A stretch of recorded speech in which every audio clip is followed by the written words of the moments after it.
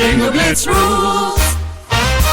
If your bingo has ads in it, That's not a bingo. if it doesn't have the coolest tournaments, mini games, and the most breathtaking design, Nope, not a bingo. if your bingo moment makes you feel so excited that you just want to burst in joy and scream out loud, bingo! Sorry, so you're playing... Bingo Blitz? Now that's a bingo. Go for a world of excitement with Bingo Blitz, the #1 free bingo game. Download Bingo Blitz and play for free. Now that's a bingo. Being a marketer's no sweat. You just have to manage dozens of channels, launch hundreds of campaigns, score thousands of leads, and okay, fine, it's a lot of sweat. Unless you have HubSpot's AI-powered marketing tools to help you do all that and more. Get started at HubSpot.com/marketers. With something like 5 million podcasts, finding a really good one can take a ton of time. So let me recommend one. It's called Something You Should Know. I'm the host, Mike Carruthers, and in each episode, we discuss topics that can be really helpful, like how to read people better, the psychology of crowds, or fun things like the story of Legos, or why you probably wouldn't be here if it weren't for horses. Something You Should Know is the name of it, wherever you get your podcasts.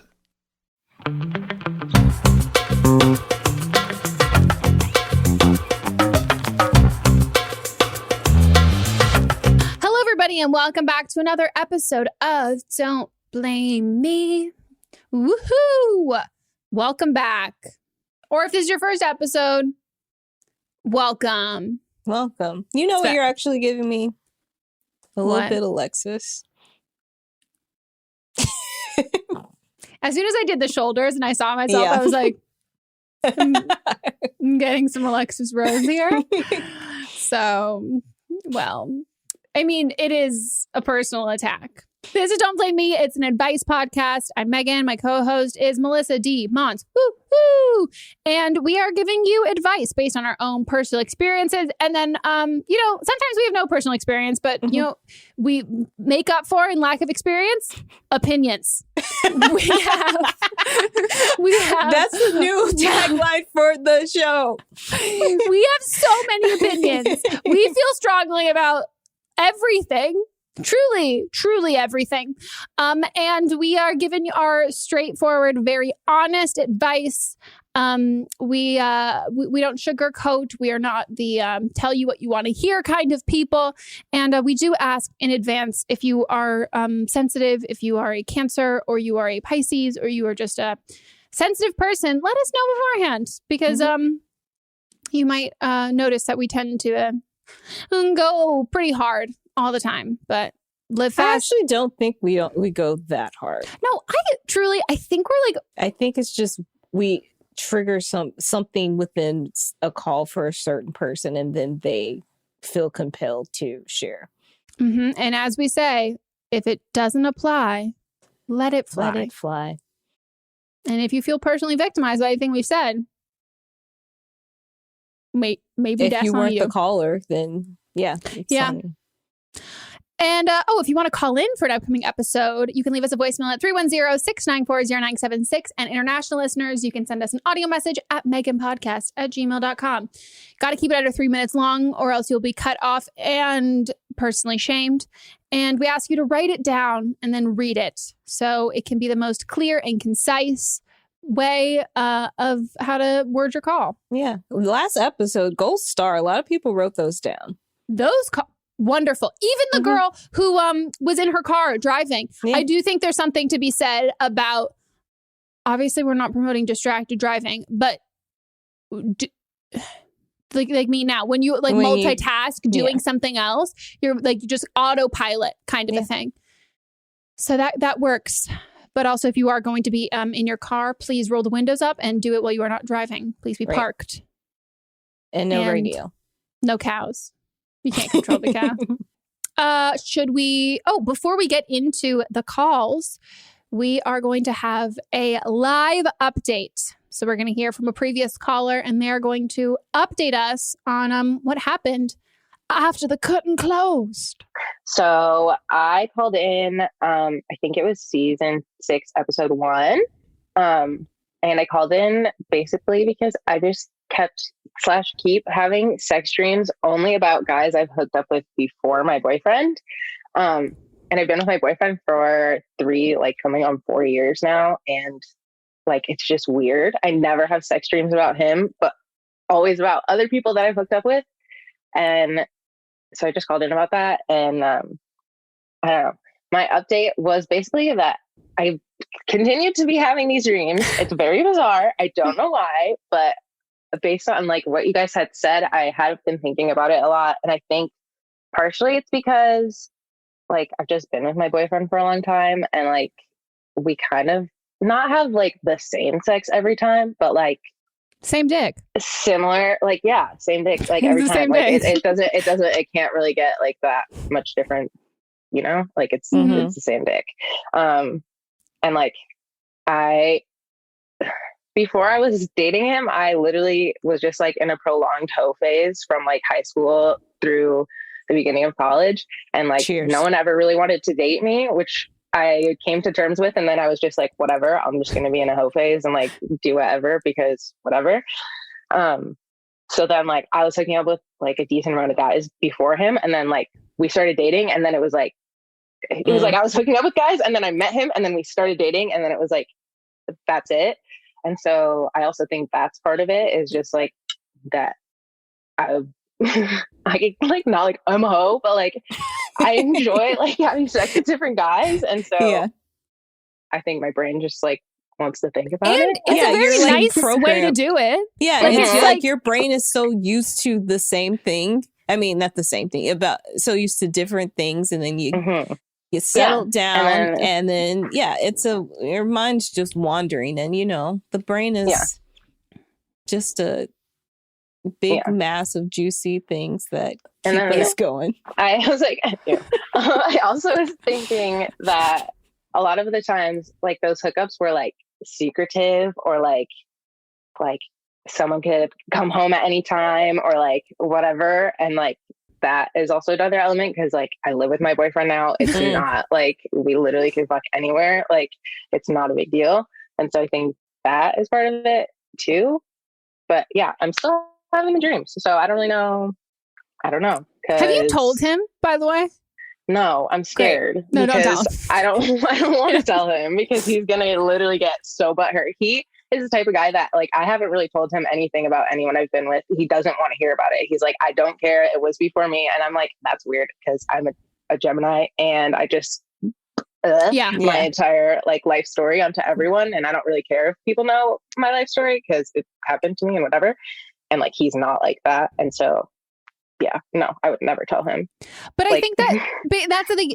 Choosing not to tell him in this situation is like, if Monts told me this, I would be like, okay, you're telling me because there's something to like, there's a reason why. And like, you're recognizing like, oh, this is not it. Also, I feel like this is the most Gemini thing I've ever heard. Like you are literally like I'm in a stable relationship. Like we love you. Like I'm so happy and all of that. But like dream me is fucking around. But like, it is like, it makes so much sense to me. Like I'm a Gemini sun and rising, and then a Virgo moon. So I'm like a mess. The last person we talked, the last callback we had, she was a triple Virgo. So like, oh my God, very similar of like the overwhelming like energy for you guys. So much. Oh God, it's too much to be me. But it's a lot.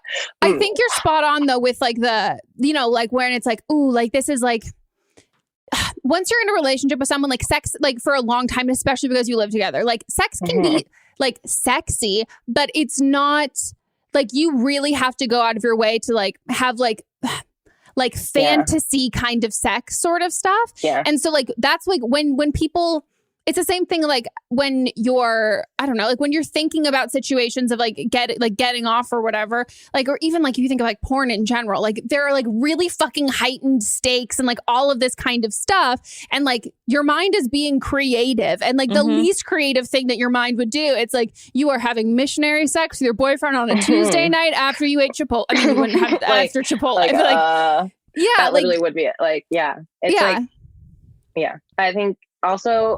I think also a big problem is that I don't really watch porn. I'm not really into porn. And so I think that's another reason that my brain's not creative at all. So it just keeps repeating the same scenarios over and over and over, which you guys had said when I called. Yeah. And I think that makes like, it makes total sense to like, you just go back to like I mean, I'll be honest, like you had good sex before your boyfriend. So like, obvious, like, yeah, you can, I did not. So like, that's not to give Monts too much credit, but I'm like, yeah, sir. Like, I'm not going to fucking fantasize about some dude who like finger banged me for like 35 seconds. Literally. And I was like, this is awful. But like this one is worse. Yeah. Like you fantasize about the stuff that you know, like that you've already done before. And it's easier for your brain too. And we're back. What a call. What a time. What a fantasy. That's what the call was about. No, I know. I was going to say though, like the amount of like sex, I think we should compile a list of everybody's weirdest sex dream. Like do you know what I mean? I think that would be great. Yeah. I'd say my weirdest one was I was hooking up with someone, don't know who the man was, but then his penis came out and it looked like like a Tootsie Roll, like the long skinny ones. Stop. It looks like rabbit poop is what you're saying. No, the long skinny ones though. You know when you buy like the big bag of Tootsie Rolls and the long skinny ones are in it? It's like when you're like feeling around in your Halloween bag, like after you've gone trick-or-treating and it's dark and you're like, ooh, Smarties. And then you go and it's just an extra long Tootsie Roll. Yes. Do you like Tootsie Rolls? Tootsie I feel Rolls like that tracks with your personality. Such a chocolatey chew. Tootsie Roll, I think I'm in love with you. Whatever it is, I think I see becomes a Tootsie Roll to me. So I thought I saw a penis. It became a Tootsie Roll. Is that like a commercial? Yes. Very famous commercial. I just can't relate to anyone desiring a Tootsie Roll. I don't desire Tootsie Roll. I've never just like walked into a store and bought a Tootsie Roll. Oh my God. Of course. I'm not accusing you of that crime. But if I see a bucket of Tootsie Rolls, hell yeah, I'm going to eat one. No. See, that's the only thing. Or two or three. That to me, Tootsie Rolls only exist in like other candies. Yeah. Yes, like they only exist, like they're only there. Like you don't seek them out. They're only ever there. And I would kick a Tootsie Roll out of bed. I love it. Now into our first call. Let's do it. Hey, Megan and Melissa. I'm 27, and 2 weeks ago, I had to leave California to go back to my home country, Germany. I didn't want to leave, but my visa expired, and so I had to go. I'm still very jet-lagged. I'm depressed. I'm anxious. I have no idea what to do next in life. Anyway, this isn't really about me. My best friend in California is also not doing great. We just FaceTimed. So he lost his mom to cancer about 3 years ago. Right before she passed, he started dating his now ex-boyfriend. They were on off until right before the pandemic, and my friend called it quits. This time for sure. They've had a toxic, manipulative, unhealthy relationship. Like some real big shit happened. Police was involved at some point. They had multiple actual fist fights. They strangled each other. Like, it was really bad. Unfortunately, those relationships are the hardest to get over. His ex also had a dog who helped him get over his depression and who was there for him after his mom died. He loves the dog so much and would do anything to get her back. When we were just talking today, he mentioned that he was thinking about reaching out to his ex again. I got upset, and I tried to reason with him, but he talked about how he's in a better place now and he knows what he's doing. Basically boiling down to him only wanting to fuck with him again to play with his feelings. I told him that I don't think that's a great idea and he shouldn't try and seek revenge. That's not cool, and as much as I don't like his ex, he would be playing with everyone's feelings. Also, since his mom died, and a little before, he put on some weight, and he still can't really accept himself for that. He's absolutely gorgeous and incredibly intelligent and talented. He keeps saying the gay community is different when it comes to dating, though, which I understand. I am a bisexual, femme-presenting big woman. It's not easy out there for queer people, especially for bigger queer people. He has such a big heart, though, and he doesn't realize his own self-worth. I feel so bad for not being able to be there for him. I know it's out of my hands. I literally can't do anything. And I told him that I will love him no matter what. But I also told him that I don't think it's a great idea to reach out to his ex because he wants to get the dog, like basically stealing him. I don't know how to make it clear to him that he will potentially regret that decision. When we ended our call today, I could tell that he was hurt. He was crying. I know he misses me and I miss him. It's also his mom's birthday the day after tomorrow, so he's probably just spiraling. But he could hurt himself, and I would hate that for him. I'm not 100% sure what kind of advice I'm asking for, but I had to talk to someone. Also, he's a Cancer, and I'm a Pisces, if that helps in any way. And yeah, anyway. Thank you. Stay healthy. Wear a mask. Vote blue, which I know you two are, but, for your audience. Okay, thanks. Bye. I think the advice that you're asking, you say you don't know what the advice is how to tell your friend that he's toxic and needs to stop. Yeah, I mean, I think you took a side and this is your friend predating the relationship, I'm thinking, or post the relation, you're only friends with him, you're not friends with both. And that relationship was toxic because of both of them. Mm-hmm. And I think you might be having a hard time, because you're looking out for your friend as if your friend is the sole victim in the situation versus someone who also participated in doing a lot of this stuff. And I think we like to see the best in people. And if he has recognized that he hasn't been so healthy in it, wasn't a healthy relationship, but the fact that he's still trying to get back in there and then and be messy. That's basically what she was saying, is that he wants to be messy and he's using the dog as an excuse to do that. And that's not how you get if it's not his dog, right, he can't get the dog back because it's not his. And if it is his dog, come on, be I'm taking the dog, dumbass. Oh my God, Legally Blonde. Oh, I haven't seen that movie in years upon years. I made Monts watch it for the first time a couple years ago, and I just love it. I will never forget the day that Reese Witherspoon told me that I could be the new Elle Woods, and I was like, when was this? Oh, I did a panel that she was at, and we were on it. It was me and her together, and she was so lovely and so nice. And then she was like, I've watched some of your stuff before. I watched some of your stuff in preparation. Well, they're making a new one. You should be her daughter in it. I love that. I think I think her probably real daughter who looked identical to her would be that. I think she said it mostly to be nice, but But she still said it. And I don't think Reese Witherspoon says things just to be nice, because she's very shady. She has very Southern shade, and I don't think she would say it. I don't think she'd say it just to be nice. It was the best moment of my whole life. I was but yeah, in Legally Blonde, here's the thing. If you're getting your own dog back, the way to do that is you bring a friend, you get your legal rights, and you get the dog. And because it was such a toxic, unhealthy relationship for both of you, you don't do this thing. Someone else has to do that bidding for you to kind of maintain the calm and not let things get out of hand or get physical or anything like that. But putting yourself back into the situation is a conscious choice.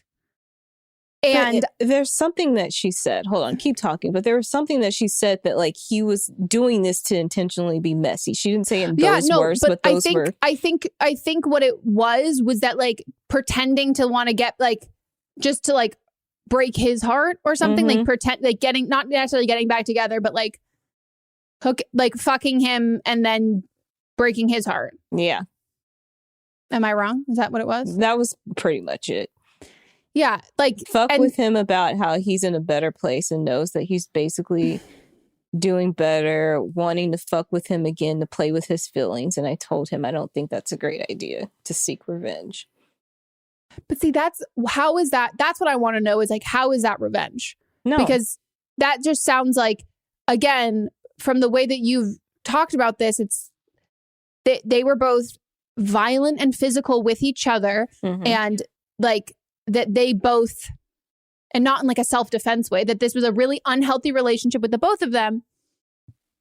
And now he wants to go and like rub into his face like, I'm doing so much better. Like, I don't think like it may be in his head revenge. I think it's him trying to seek closure. Yeah. And he's saying it in a defensive way so that like if his feelings get hurt, if his feelings are actually the one to get hurt and not the ex, then it was like, that's not what I was doing. And I think when you want to rub it in someone's face that you're doing better, it's because you're not. And you're also not sure if you're doing better because like you need them to validate it. Yep. If you were doing better, you wouldn't reach out to them at all. You wouldn't care. And you would be fine. And this is just, you are friends with someone who is messy, and depends on the kind of person that you are. I don't know if you're comfortable just being like, point blank, here's the thing. Like, you're being messy or you're being an ass. And I've done this with friends before where I've like literally explicitly said, I'm like, I love you, but you're being an asshole and you're being like, there's no point to what you're doing. All this is going to do is hurt you later down the road. And I'm going to level with you. Like, I don't like this person. Like, this is not who I know you deep down. And like, this is not something like, in the moment, you think that this might sound like a good idea or something you want to do, but like, this isn't you. Like, and this is not something that like I, as your friend, like, am not going to stand by and watch this because like, I don't like this person. Like, I really don't fucking like this dude. And so if this is what you're going to do, then like do it. But like, I'm not cool with that. And I'm not going to like sit by and pretend that I am, or that I think it's a good idea. Right. And like, you just have to say it like that. And because at the end of the day, it could also just be like, I don't know when you guys became friends, but like this could have been like you became friends with him on like the off of the relation, like the end of the relationship, and being like, oh, I'm going to like, you know, I'm going to change I'm going to be different. And now this is just who they are. And they enjoy the messiness. They enjoy that kind of drama. And whether that's a forever thing, which also is not a sustainable thing, but you don't have to be friends with that just because that's how he's being. There's no point. Yeah. Also, he's like trying to use the dog as an excuse. And if it's really about a dog, tell him to go get a new dog. Yeah. And especially if it's not his dog. Yeah. Because if it's not your dog and you don't own the dog, you can't steal. It's just the dog, like him saying all the things about the dog were just an excuse. And then you know that, or else you wouldn't have been even mention pushing it so hard when you were doing the call. Yeah. Yeah. And also like watch the ex be like in a much more stable place. And like he shows up, tries to steal the dog, and he just like gets him arrested. Yeah. And is like, I'm not even going to talk to you. Yeah. And here's the thing. Like, I have messy friends too, but I don't ever like encourage their behavior. Do I like to hear about the mess and drama? Yes. Do I indulge in it? Yes. But do I like talk them up and tell them like, yes, this is something you need to do? No, I don't do that. So you have to like realize like where your place is in this relationship. Are you going to be the friend that's going to be messy along with them? Or are you going to tell them like, this isn't what you need to be doing? And a lot of the time, like when you're being messy or you're planning on being messy and you tell a friend, usually you're either telling a friend that you know is going to is also messy and will encourage you, or a friend that will stop you or like tell you it's a bad idea. And so there could be that he said that because he knows that it's a bad idea and wants you to say it too. But you only really have to say it once. And then from there, it's like, I don't want to hear about it. I'll level with you.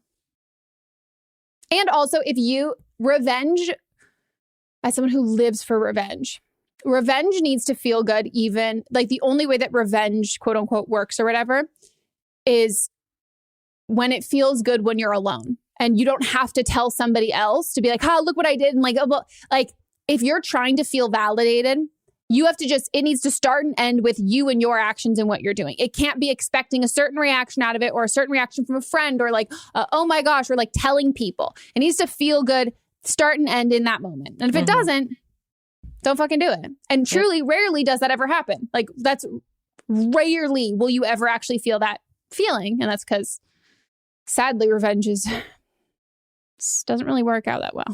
No. Just means you care a lot. And there's nothing more embarrassing than clearly caring so much when you don't want to care. Yeah. I've been there. I've fucking been there. All right. Next call. Next call. Hi, Megan and Melissa. I'm calling for some sex, or I guess lack thereof, advice. I'm 19 and my boyfriend is 21 and we've been dating for about a year and a half. I love him very much and everything is going swimmingly except for this one bump we've hit. For context, we were/are each other's first everything, first kiss, first relationship, first all that jazz. He grew up in a really Christian home and since being grown has ditched a lot of that patriarchal dogma and now has a much more fluid view of religion. I couldn't be dating him if he hadn't done that. But one thing he does hold on to that I do not is abstinence before marriage. When I say abstinence before marriage, though, I mean the kind where like foreplay and blowjobs and that kind of stuff is okay, but like we can't have our pants off at the same time.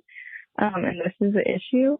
For the past few months since we started quarantining together, we've been doing a lot more sex-related things, which is fun, don't get me wrong, but can also be pretty frustrating for me. He's getting a lot more pleasure than I am because, frankly, it's a lot easier to give a quick blowjob and it's a lot easier to give a mediocre to good blowjob. He's tried to finger me and eat me out a couple times, but they were all just really uncomfortable and felt cold and weird and just like not really good for me. And that's nothing to do with me not being attracted to him. It's just really hard for me to stay in the mood and not feel pressure when we're still like fully clothed except for my pants. And I know that this is the end all be all for right now. He feels bad that I'm not having as good a time as he is. And we've talked about it before, but it always kind of ends in this weird guilt circle of, I feel like I'm pressuring him into going against that moral and having sex. And then he feels bad for not being able to offer me something that I want, which makes me feel bad that he feels like it's his fault. I don't know. Obviously, I'd like to be having sex, and it's not fun to always be the one getting to use and then having to finish on their own. But I would never want him to do anything with me that he'd regret. So any advice on this would be greatly appreciated. Love you guys and this podcast and this community so much. Yeah, thanks. You guys. So you think that the solution is having penetrative sex and then it's going to be good? And she's never had penetrative sex. She's never had penetrative sex. Also, like, so is one of you wearing clothes so that it's not a temptation to keep, it's like the barrier to, it's like, that's like the stopping point. I truly, like, when it was like, oh, we can still like, do like sexual related stuff. We just like can't both be naked at the same. Can't both be naked at the same time. I was like, I'm sorry. That's like, I think. Here's the thing. Can you imagine getting eaten out, wearing all of your clothes on top, and the person who's eating you out is fully clothed? And it's not we're in an office, sexy workplace situation. I don't even like wearing clothes as it is. So, like, yeah. I feel like you guys are both wearing clothes as a safety net. I mean, one is wearing clothes as a safety net. And you're already doing the act. And it's just getting over the guilt trip. Like maybe oral bases 1 through 3 are all you do. And you just don't go all the way. And I think like you guys physically, like if you say it out loud and physically say like, we're not going to have sex, penetrative sex, then I think that's enough of a barrier than you being uncomfortable and just like messing around and not getting any satisfaction from it. Then it's just like, what's the point? And then you feel pressure to get him off. I think like if his boundary is, I don't want to be fully naked together, I think that's fine. But then stop doing what you're doing. Cause that's the thing. It's not it's not a matter of like, okay, I have to ask though. Did she say when he was like eating her out and fingering her, it was like weird and cold? Yeah.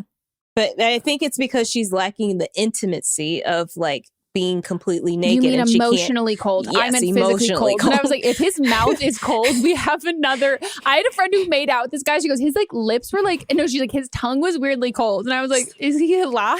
Somebody in the Facebook group said that.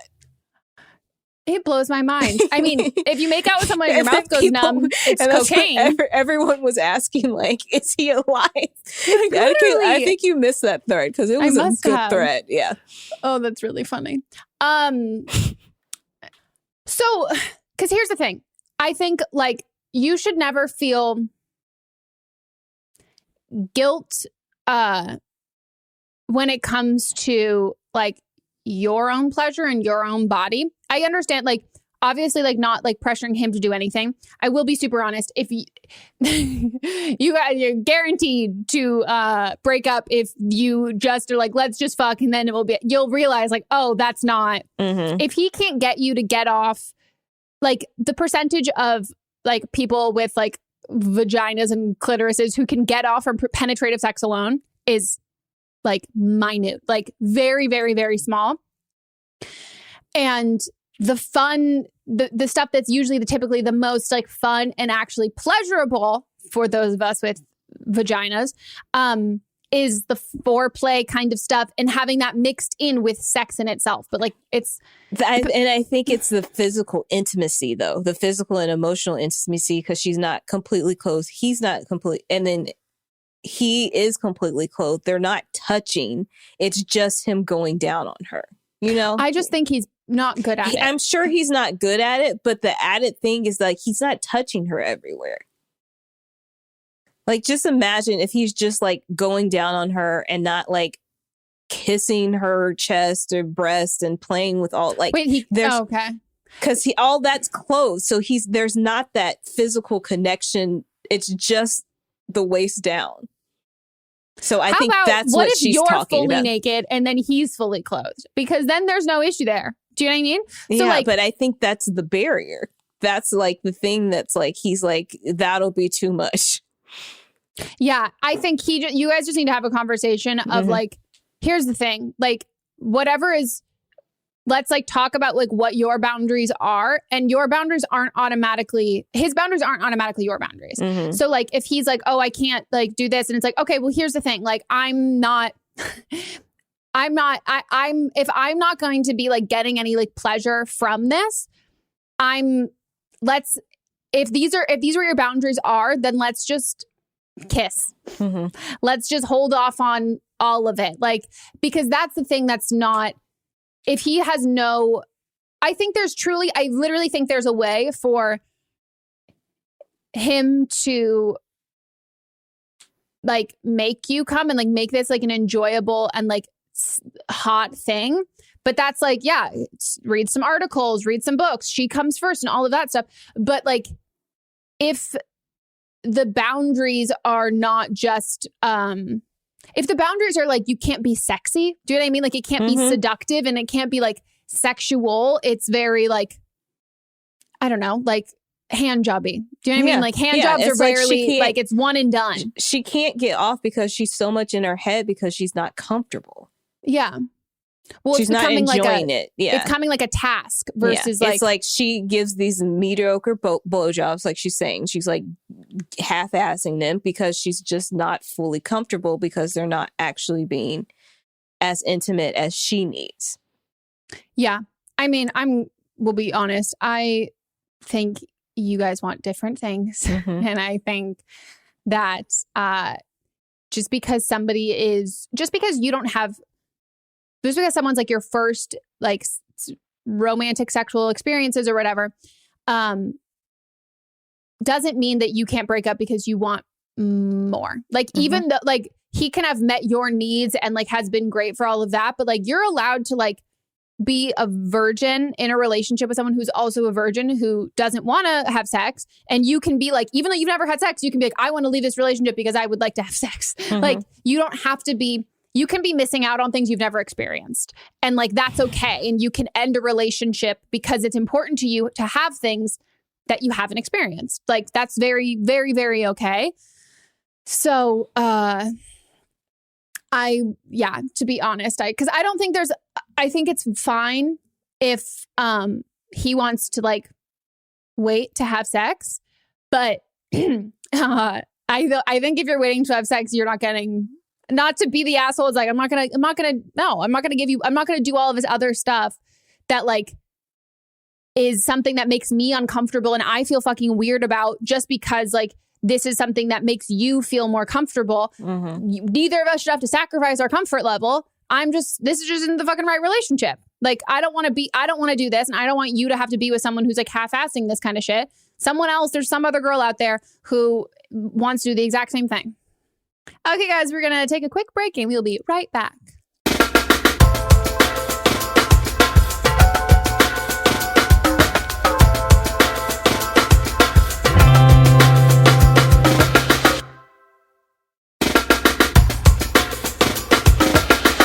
Are we back? We're back. We're back from our break and we're getting into the rest of our calls. Hey, Megan and guest. I just sent in a different voicemail, but this one would probably make more sense because my brain wasn't working. So I'm going to explain this as the best way I can. So I just got engaged, and next year I'm going to get married. And one of my best friends, or ex-best friends, I guess, is also getting married next year, and we're both in each other's wedding. Okay. So I bet you're wondering, like, why ex-best friend, huh? Okay. So this girl and I were really close for only a year. Like, it was only a year. We got super, super close and did pretty much everything together. We're inseparable. Like, everyone knew us as best friends. So we both, like, went to the same church, whatever. Just keep in mind, we're all super Christian, okay?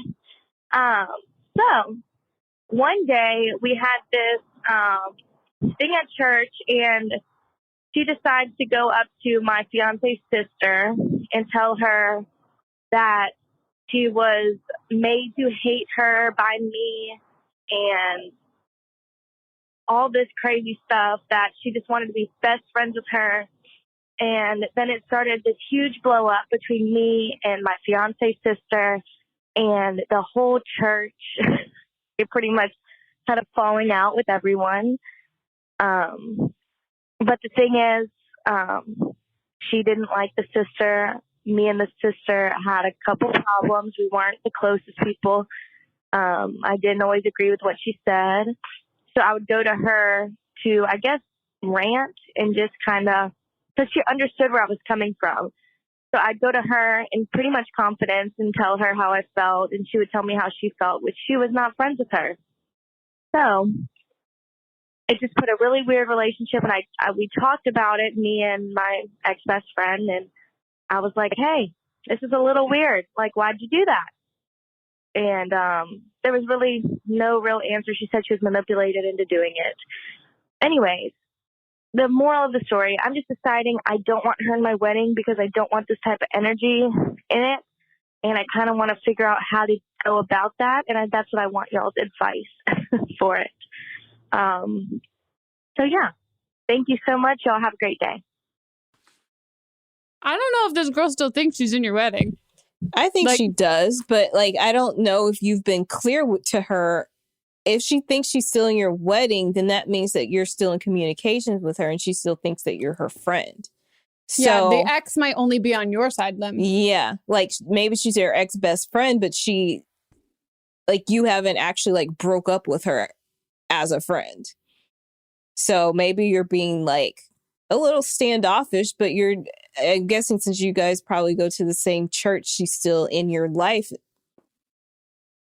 Also, you guys are still going to church. Yeah, no, I was I mean, you know, my atheist shady ass over here is just being like, well, something fucking happens when you go to church in a pandemic. Yeah. You need to be clear with her that you're not her friend. That's the thing. And as someone who grew up in church, I know how like political things get very, very, very much. And lots of fight. Churches are very messy. It's actually like, if you just sit back and look at the drama, very entertaining. But I only know that through you. And like, it makes me feel like I really missed out on something. Like, not the religion part, but like the tea. Yeah. There's so much, just like, there's like a hierarchy. There's like the cool people. Like, it's just like school, but with God. And so... I'm dying. And so I think you just have to let her know that you guys aren't friends anymore. And you have to break up. And then tell her you're not in my wedding, and tell her you don't expect to be in her wedding either. Yeah. Oh, and then I can't wait for everybody in the church to start gossiping. You just got to be prepared, because it's going to be a thing. Yeah. It's going to be a huge thing within the church. It's going to be messy. Everybody's going to be talking about it. But if you don't want her in your wedding, you have to be truthful. And let this be a lesson to you and to everybody. Do not talk shit about people, especially family members and future family members. That is reserved for your childhood best friend who will never meet that fucking person ever. Mm-hmm. Like, not somebody you know. Don't call him about your best friend after knowing them for a year. The other tea. Like, there is just having someone be that whole thing of like, oh, you're going to be in my wedding. Like, you're my best friend. Like, we're inseparable.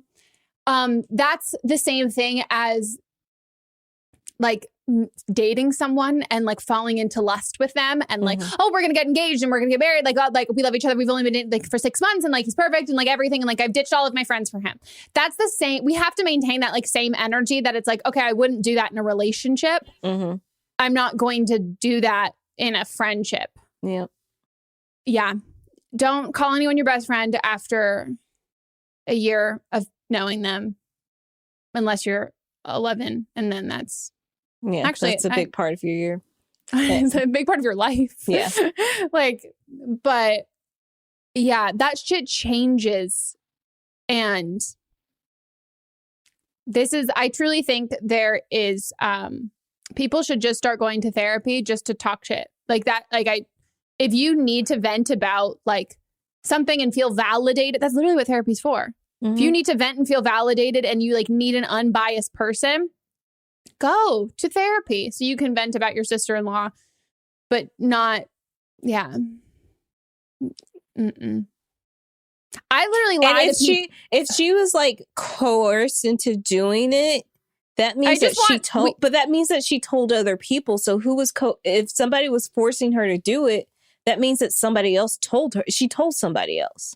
See, that's the logical thing. But when the call was playing, I said, who manipulated her? God? And then Melissa said, no, Satan. And I died. But you're right. No, logically, unless like Satan actually did or whoever manipulated her, then you're right. Then she like someone else was involved in this whole situation. There's a good thing about like being like closed off and like no new friends and like really having to like There's something nice about having walls built up. Mm-hmm. It is. It is like, it is. I feel it is really solid in our relationship. without a doubt. Mm-hmm. Also, this is the fact that we've known each other for so long. Yeah. So long. Mm-hmm. And like, I have people that I've been like, and this is like, you're not considered in this, but like, I have people that like, I've been like, I would call them friends for a while. Does not care. I like, you can do whatever. I don't, not invested. Yep. Really not. I just don't really give a shit. But, yeah, this is messy. This is very messy. Very messy. Also, my belief again is don't say anything about anyone to anyone that you would not say to their face. Mm-hmm.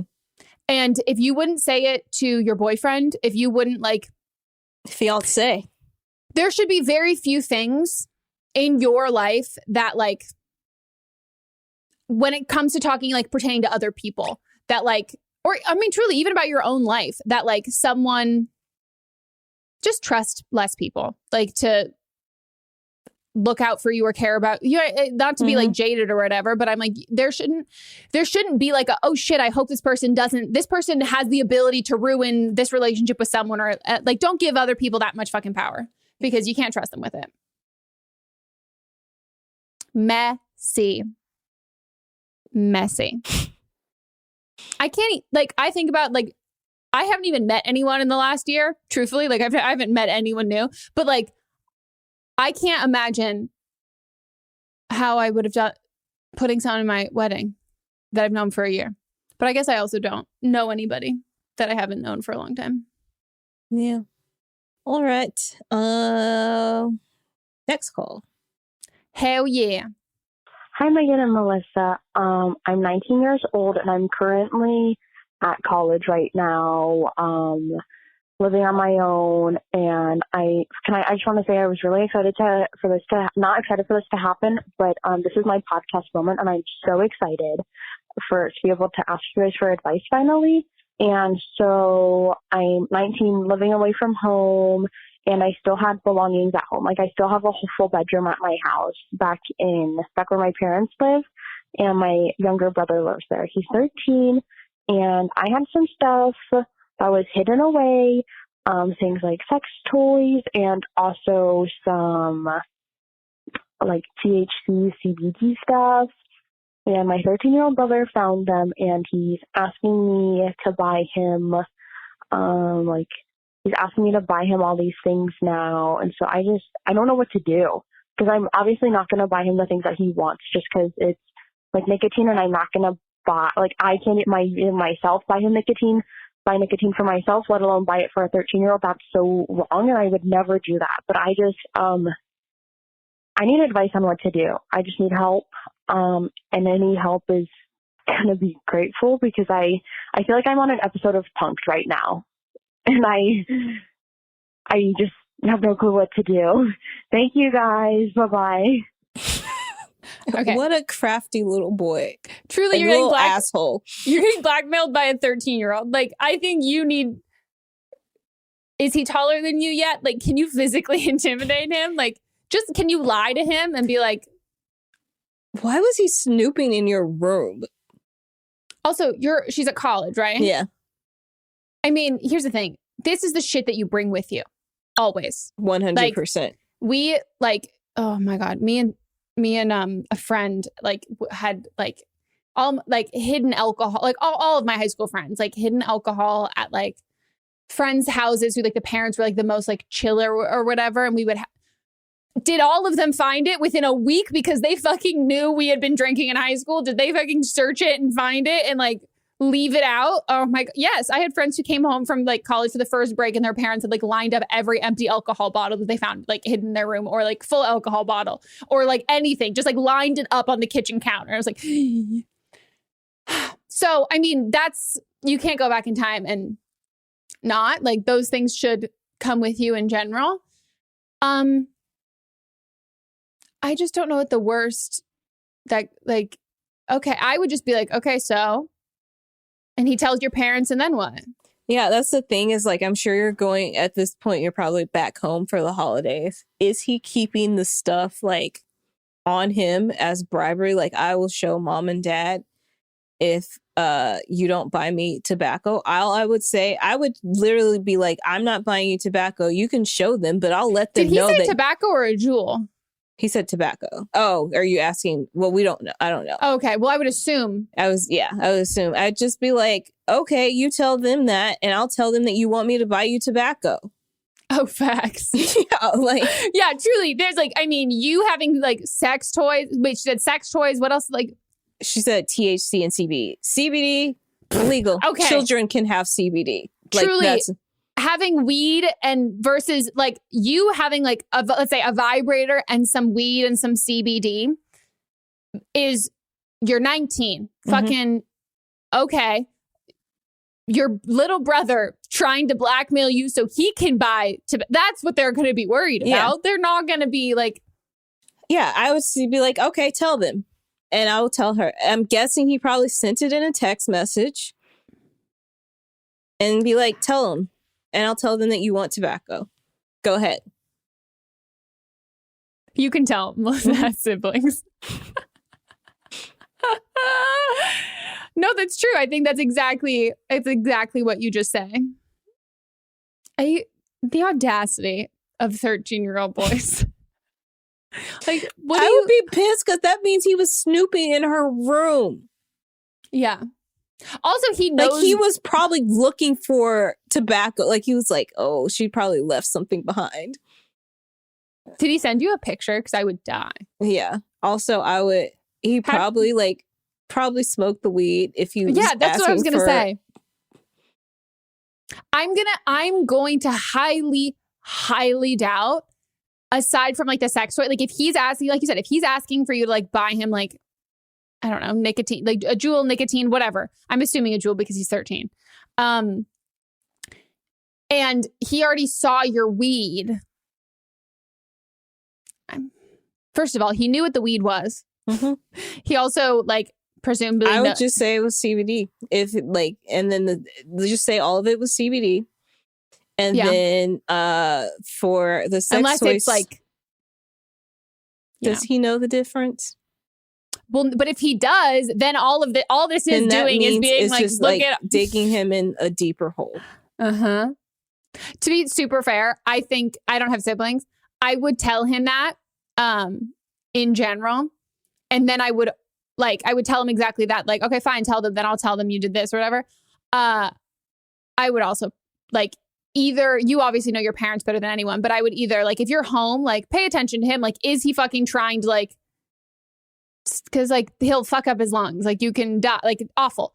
And if you need to tell your parents, then it's like, okay, you're not going to die from like, if it's an embarrassment factor of like, oh, I have sex, like whatever. Like I would then just be like, hey, heads up. He fucking like found some stuff in my room that like, I'll share it with you if you want to know what it is. But like, I'm an adult. I don't think that like I need to. And I think it'll probably make you feel uncomfortable and weird. They've already drawn their own conclusions to what it is at this point. Like, yeah, it's just kind of like, you know.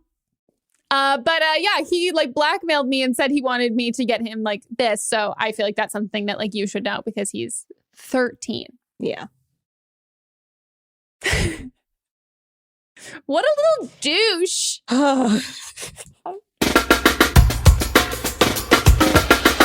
Okay, now it is time for a Don't Blame Them. Don't Blame Them is when a listener calls in with their own personal experience and their advice from a call from a previous episode.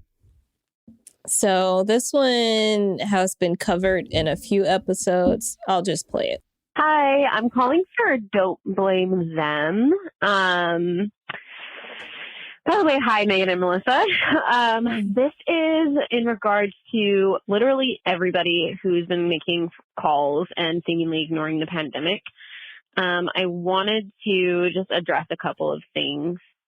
I found out recently that a friend of mine who I had not been seeing is possibly COVID positive. She doesn't want to get tested. She's just going to isolate, but she had been going out and was exposed to COVID, and she told me that.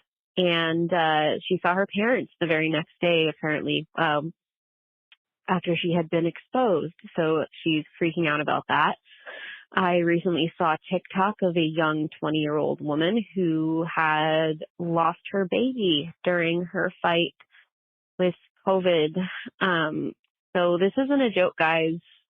Literally a 20-year-old lost her baby due to COVID. It can happen to you. It can happen to my friend. It can happen to that woman. It can happen to you. And you don't know who you're going to infect. You have to go to the grocery store. You might run into frontline workers who might get it from you, and they might be out of jobs for a while. So please just take that into consideration. All right. Love you guys. Bye. Love to hear people who also are taking this seriously. Mm-hmm. I now have 3 friends that have had COVID or currently have it. Mm-hmm. Yeah. I don't even know how many I know at this point.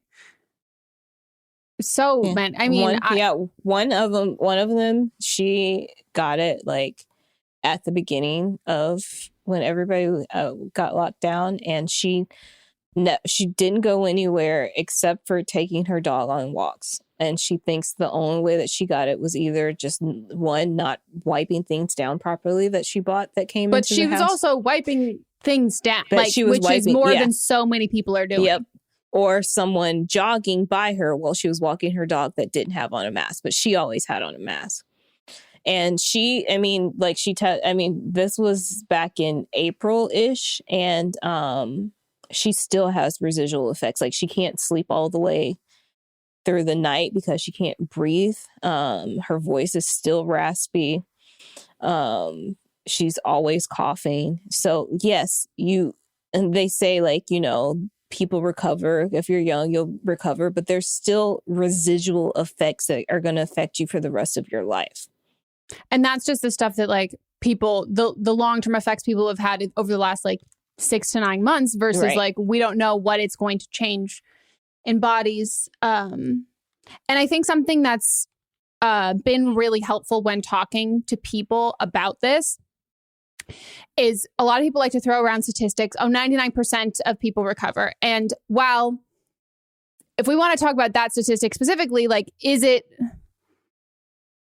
when you think about 99% of the population, 1% of the population is millions of people. Like, that's millions of people. But the real kicker of it is the 99% is from a study of 100 people. So out of 100 people, it's 1 person.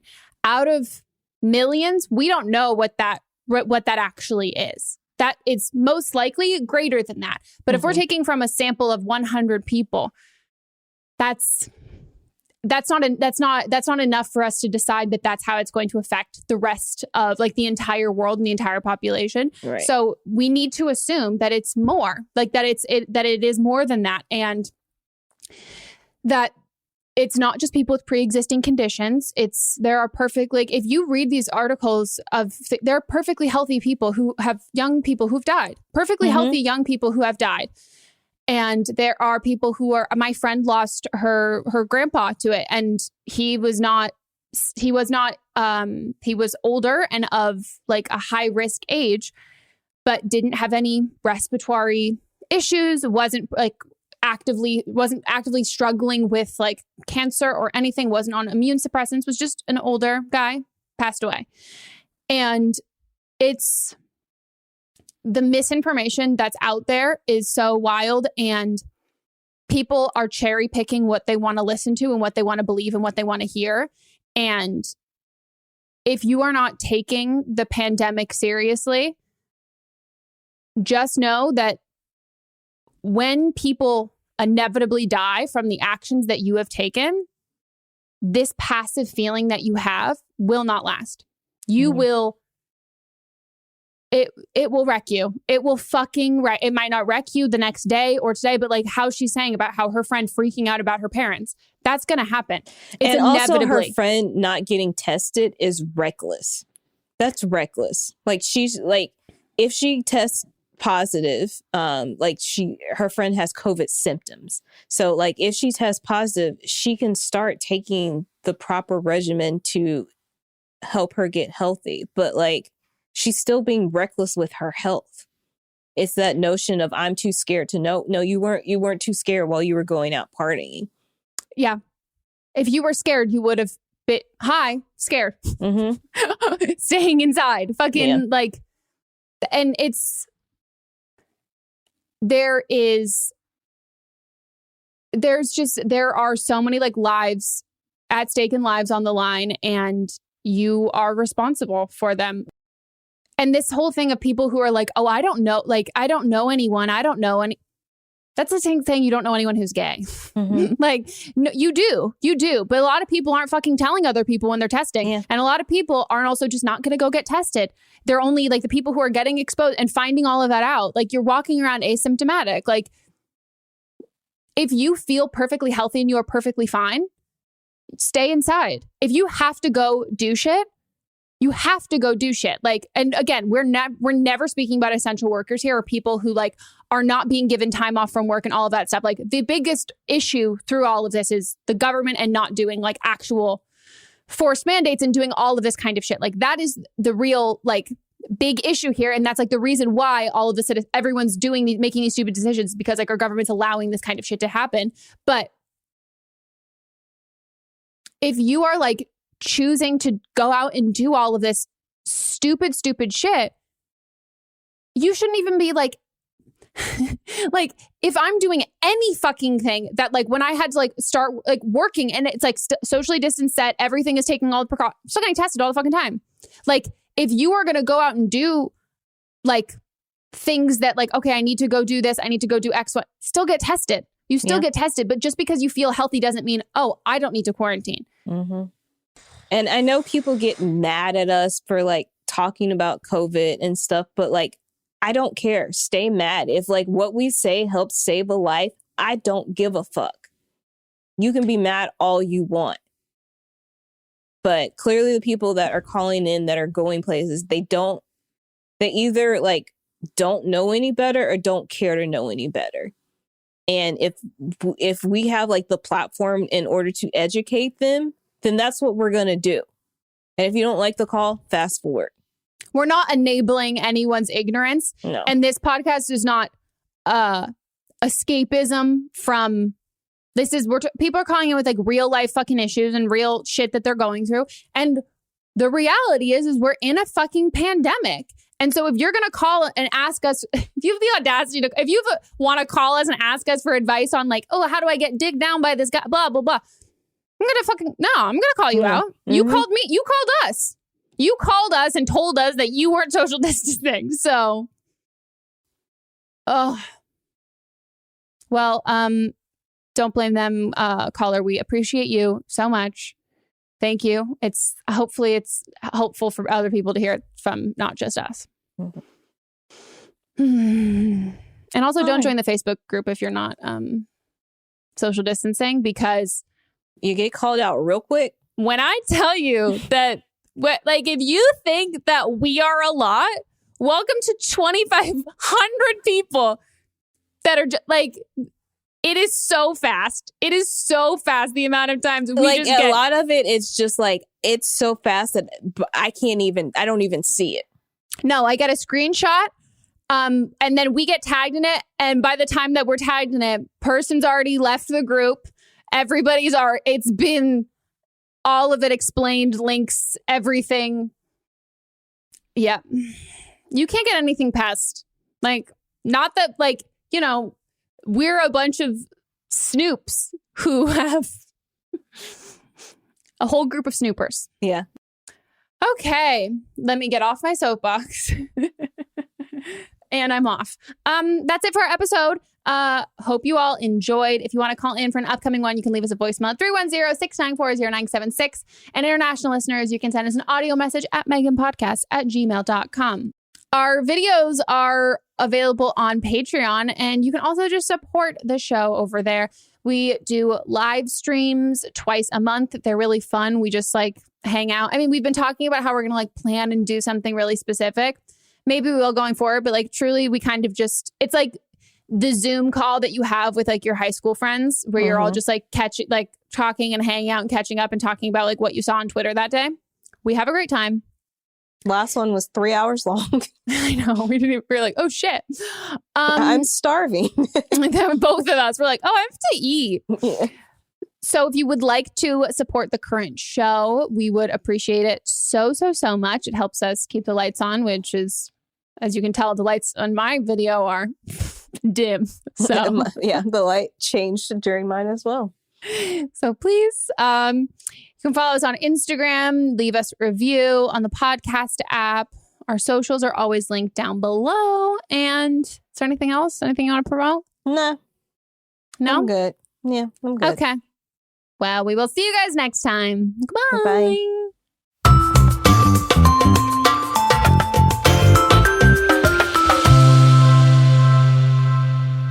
Don't Blame Me is a production by me, executive produced by Melissa D. Monts, edited by Katrina Henning, and music by Ryan Hunter and Giacomo Picasso. What's up, everyone? It's Noah Daniels. Hey, y'all. I'm JJ. Hey, guys. It's Kat. And we're your hosts of the Real Hauntings podcast, where we bring on guests to share their first-hand encounter ghost stories and supernatural experiences. Now on to the trailer. I've been warned to not tell this story, but I think because of the way it ends, it's okay to tell this story, because some people say that with certain entities, to like speak of them or talk about them or in any way like portray them as powerful will attract them to other people. The creepiest thing about it to me is a lot of times it would wait for me to notice it. Like it would just lay its arm out like this, and then I'd be like, where is it? Where is it? And then I'd see it, and then it would just slither back. For more information on the Real Hauntings, Real Ghost Stories podcast, make sure you check out real.fm to learn more about our podcast and many other amazing podcasts. Hi, I'm Jennifer, a co-founder of the Go Kid Go Network. At Go Kid Go, putting kids first is at the heart of every show that we produce. That's why we're so excited to introduce a brand new show to our network called The Search for the Silver Lining, a fantasy adventure series about a spirited young girl named Isla who time travels to the mythical land of Camelot. During her journey, Isla meets new friends, including King Arthur and his Knights of the Round Table, and learns valuable life lessons with every quest, sword fight, and dragon ride. Positive and uplifting stories remind us all about the importance of kindness, friendship, honesty, and positivity. Join me and an all-star cast of actors including Liam Neeson, Emily Blunt, Kristen Bell, Chris Hemsworth, among many others, in welcoming the Search for the Silver Lining podcast to the Go Kid Go Network by listening today. Look for the Search for the Silver Lining on Spotify, Apple, or wherever you get your podcasts. Do you love Disney? Do you love top 10 lists? Then you are going to love our hit podcast, Disney Countdown. I'm Megan, the Magical Millennial. And I'm the Dapper Danielle. On every episode of our fun and family-friendly show, we count down our top 10 lists of all things Disney. The parks, the movies, the music, the food, the lore. There is nothing we don't cover on our show. We are famous for rabbit holes, Disney-themed games, and fun facts you didn't know you needed. I had Danielle and Megan record some answers to seemingly meaningless questions. I asked Danielle what insect song is typically higher pitched in hotter temperatures and lower pitched in cooler temperatures. You got this. No, I didn't. Don't believe that. About a wish coming true? Well, I didn't either. Of course, I'm just a cicada. I'm crying. I'm so sorry. You win that one. So if you're looking for a healthy dose of Disney magic, check out Disney Countdown wherever you get your podcasts.